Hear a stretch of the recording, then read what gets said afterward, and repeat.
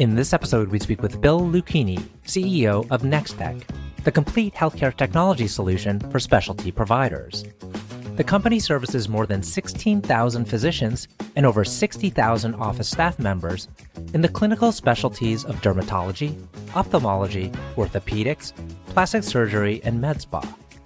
Bill's focus is on expanding the company's industry-leading product suite into a true end-to-end ecosystem designed specifically for specialty practices. He has spent his entire career in technology and software, most recently serving as CEO of DealerFX Group. Prior to that, he was with Sophos, OnForce, and Intuit. Nextech was recognized as one of the top 100 healthcare technology companies of 2023 by the Healthcare Technology Report.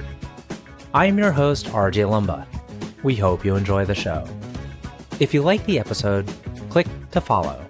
RJ Lumba is the managing partner of GrowthCap and the executive chairman of Market Insight Media. He is the host of Growth Investor, a podcast featuring today's best investors, executives, and founders. In the minutes ahead, we'll uncover insights and strategies for accelerating growth and succeeding in business. Bill, thank you so much for taking the time to chat with us today. It's a delight to be with you. Yeah, happy to be with you, and thanks for having me. I thought we'd kick off at kind of an interesting point in your career. It looks like you spent over a decade at Intuit. I saw a post that you did on Brad Smith, and of course, he's very well known for being an excellent leader. And I thought your post was very authentic and telling about who Brad Smith is. Of course, I've never personally experienced what it's like to work with someone like him, but would love to hear about what you learned about being a leader from Brad. Yeah, interesting place to start off. And, that just goes to show you the internet never leaves you behind. I forgot I had done that post, but I know the one you're talking about. Look, I spent my early career at Intuit. It was actually 17 years, so an incredibly long run at Intuit, and had the opportunity to work with a number of great CEOs and leaders, Bill Campbell and Scott Cook and Brad and a number of others. That place is a great leadership factory. And I bring that up because each one brought a different style. And when Brad came in, the thing that he really did, his superpower, was he inspired the employees. We had come from a point where we had gotten really mechanically good at running our business and at producing software. That company was a machine. When Brad came in, he turned it into a machine with purpose, right? So he held up a vision of the future. He celebrated people. People wanted to work for Brad. They wanted to do their best for Brad. It was really inspiring for me personally, and it was inspiring to see how people came out of their shells and sort of the instant boost in productivity that just happened in the vicinity of Brad. He's an authentic human. As you read anything about him lately, he is all in on West Virginia. Even when we were both living in Silicon Valley, he would tell his West Virginia stories, and he would pretend that he's just a simple West Virginia guy, which is far from the truth. He's a very sharp man. And, I think his ability to connect with people, to celebrate the greatness in people, and to talk about who we could be together and really inspire people to do their best work was really one of the strongest things about Brad. He's just a good human being, and it's the kind of guy you want to be around. Do you think that's something that can be learned? Like if you were someone that really paid close attention to what he did, would you be able to recreate that? Look, you can't be Brad, and you can't be something you're not. But, I think we all go through careers and we learn a lot. You start out your career and they teach you the mechanics of whatever you're doing. You're an engineer, you're a salesperson, you're whatever. And there's a lot of mechanics you have to work on, and you focus on that and doing what you're supposed to do. What Brad teaches you is don't forget you're a person as well, right? And that there's emotion involved and all those sorts of things. So I think the way my leadership changed based on working with Brad is almost permission to unlock that part of yourself and add it into the toolkit to say, look, as a human, here's what I'm excited about. And to remind you that when RJ does something fantastic in the business, stop and say, that was fantastic. It's not hard, but it's so important. And you see the value in it in creating a great company. And so, yeah, I think part of it can be learned. I'm never going to be able to be down home, West Virginia, folksy kind of guy. That's not who I am. But, there's other things about me and I use those. So, yeah, I think there's a part you can learn and a part that is pure Brad. Excellent. Well, you from Intuit, it looks like you went to OnForce for a COO level position, and then you spent some time at Sophos, and then CEO of Dealer FX, and then on to Nextech. Tell us about Nextech for the benefit of our audience, what it does. Obviously, it's a major company, but many in our audience may not know what it does and who it serves. Yeah, so Nextech's a fantastic company. We work in the healthcare industry. We provide electronic medical record software, which, if you're not in the space, when your doctor turns around and types some stuff into the computer, he's working on our software. Hopefully, he's not turning his back to you. There's better ways to do it. But electronic medical records and also practice management software. So when you're checking in at the front desk, when you're checking out, when you're scheduling appointments, that's our software as well. So we do that for not for hospitals, but for private doctors' offices, particularly ophthalmologists, plastic surgeons, dermatologists, et cetera, things like that. And we're lucky to have number one or number two position in every market we compete in. It's surprising that kind of this solution is still, being talked about. You would figure like by now, every practice would have kind of the Microsoft equivalent, right? Like everyone would have the same solution. Is it the case that it's still a fragmented market? It is still a fragmented market. And look, I once joined a team where they said, hey, look, we've built all the features. We're kind of done. And I was astounded because I've spent a career in software. I have never seen anybody finish a piece of software. There is always new technology, new innovation. The market's always changing. When I think about what our practices are dealing with, I don't know about you, but going to a doctor today, my expectations are very different than 10 years ago. There's been a ton of change in how we interact with the doctor's office. We book our appointments online. Some of us expect to be able to text our doctor's office. That is actually not very well adopted, but it should be, and we should be getting there. All those expectations have changed. The regulatory environment has changed. Unfortunately, a ton of overhead, but some actual value creation in the regulatory environment to protect patients and to try and drive better outcomes. And then insurance is incredibly complicated, and that market has been changing a lot. So when you think about, should the software be commoditized?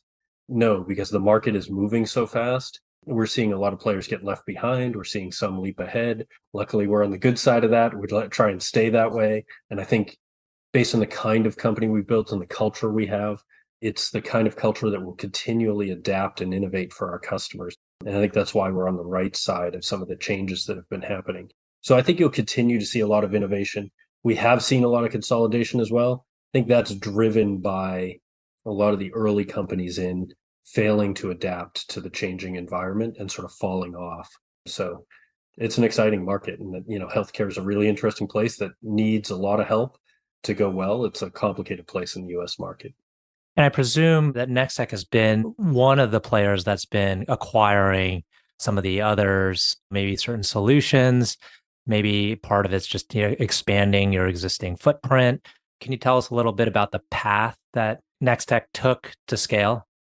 Yeah, look, I think early days when Nextech was a startup, a lot of that core technology built from the ground up, bootstrapped, and really based on a deep understanding of what doctors needed in the exam room and how to run a practice. Then there's been a few key acquisitions, mostly, at least a half a dozen years ago, that formed the basis of the broader Nextech, sort of, that got us into some new specialties and things like that. And a lot of organic growth on top of that. Most recently, we acquired a company called TouchMD. It was about a year ago. That was a relatively small tuck-in acquisition. But what that bought us is best-in-class sort of consultation solution. In some of our practices, like plastic surgery, where there's a reconstructive plastic surgery side of the specialty, and there's an elective side of the specialty. On the elective side, there's a lot of consultation that goes in. And so this is a best-in-class solution where you can really have a discussion with your doctor with content in front of you that's explaining fairly complex procedures and options, and you can make choices with your doctor, take it home on your mobile device, discuss it with your family, decide what you want to do, all that sort of thing. It's a really fantastic solution, and it's done incredibly well for us as a way to grow the company and grow our relationship with a lot of our practices. And speaking of innovation, how much is AI playing a role into your product roadmaps? That's funny. I just wrote a blog post this morning about AI because my team, we're spending all this work on AI internally. And I have been a curmudgeon saying, we're not going to talk about it. We're not going to talk about it until we release something. My team has just been hammering me saying, yeah, all our competitors are talking about it. You got to talk about it. The problem I've been having with AI is that I think most of what we hear about in the market is what I call AI theater. People using smoke and mirrors to say, here's some AI stuff that either is really just software that's been around for 10 years that they now labeled AI, even though there's no AI technology in it, or it's sort of experimental software that does a good demo, but doesn't really work. The fact is, I think, and we at Nextech think, that generative AI is a leap forward in what AI is capable of. Machine learning is incredibly impressive. It's also really hard to implement. You need teams of data scientists and models and training and labeling of data. And it's a high bar to get over to deliver value with machine learning. Generative AI is much more approachable. We think it's going to have a huge impact on the healthcare market. We've got some exciting stuff that we've done. We think there's real potential there. There's also real concern about making sure we get it right. To the degree that this is affecting healthcare decisions for doctors and patients, you can't be 90% right. That's not good enough. And we've got solutions that get it 90% right. It's pretty exciting, but you can't launch those. Hmm. So we're getting closer to being able to deliver some things with generative AI that we think will really increase productivity and allow providers to focus more on the patient and less on the documentation. It's pretty exciting stuff. But I think we need a little more time before we're going to go out there and say, hey, we're ready and you should try this. Got it. Switching gears a little bit, can you tell us about your history with capital providers? And then we'll talk a little bit more about the value that they've helped provide. Yeah, I mean, history-wise, I've worked in public companies, venture capital-backed companies, and for the last probably 10 years of my career, private equity-backed companies. They all have different dynamics, and within those private equity backers, different feels in terms of, where they try and create value, how you partner, and things like that. There's a lot of pros and cons to each model. I've spent the last 10 years with private equity-backed companies because I believe the pros outweigh the cons. The value proposition of private equity is sort of the best in the market right now. The tyranny of quarterly reports in a public company can really make it difficult to focus on long-term value creation. And the churn and burn sort of must get a 10x return in venture capital can lead to some maybe not constructive decisions sometimes. Look, I don't take anything away from companies that are in that space or participants in that space that clearly created great value on both of those models.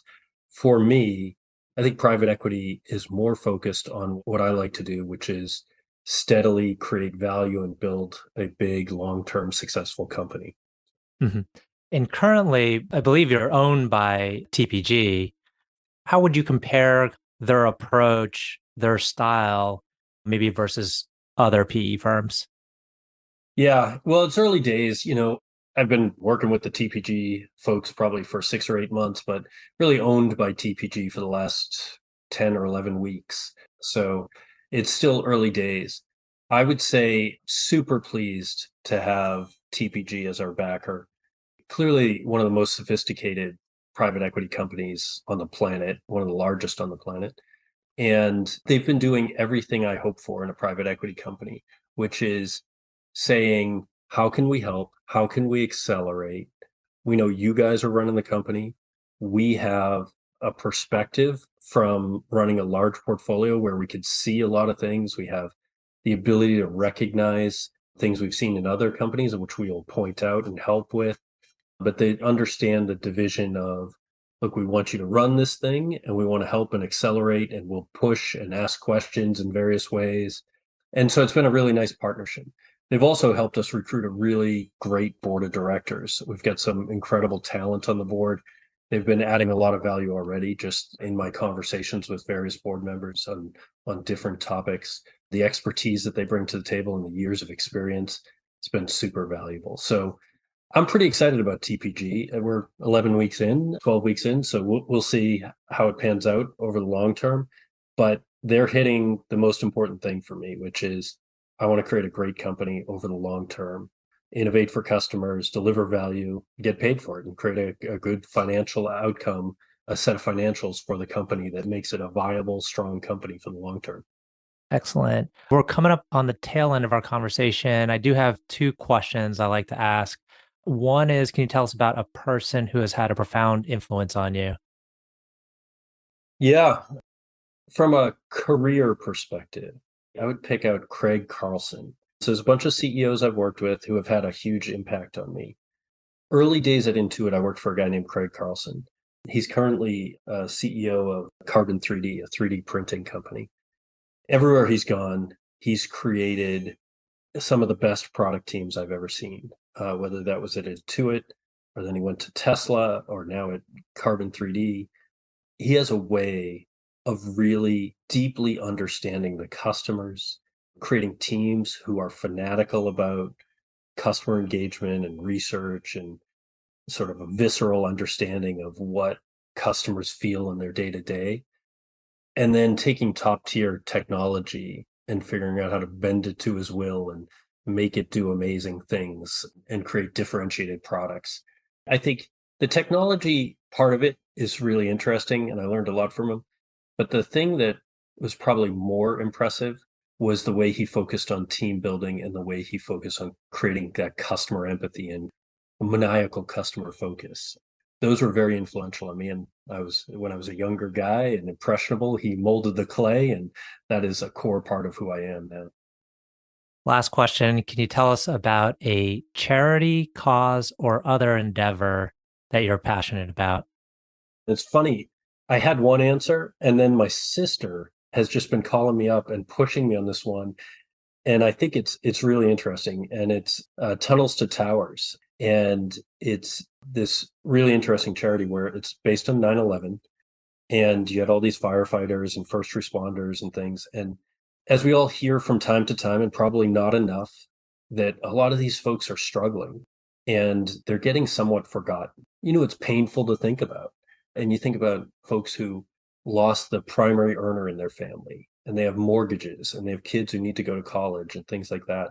And so this charity, it is doing things like paying for mortgages or building smart homes that deal with people's disabilities so that they can get around the house.